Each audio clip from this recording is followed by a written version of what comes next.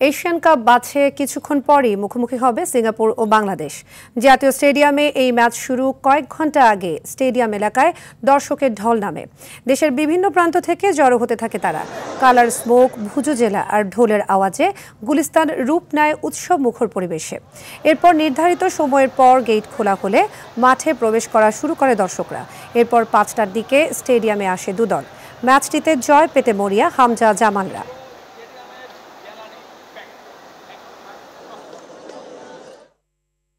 এই মুহূর্তে জাতীয় স্টেডিয়াম থেকে সরাসরি যুক্ত হচ্ছেন সহকর্মী মাহফুজুল ইসলাম। মাহফুজ জানাবেন যে স্টেডিয়াম এলাকায় দিনভর দর্শক উন্মাদনা কেমন ছিল এবং ম্যাচে বাংলাদেশের জয়ের সম্ভাবনা কতটুকু রয়েছে?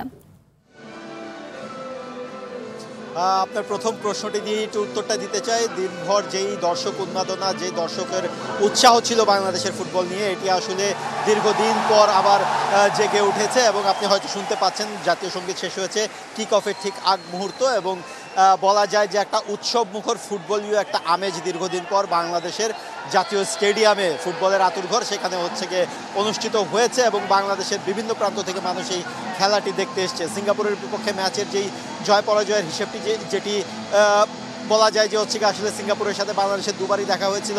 একটি 1973 সালে, আরেকটি 2015 সালে। 2015 সালে হেরেছিল এবং 1973 সালে ড্র হয়েছিল।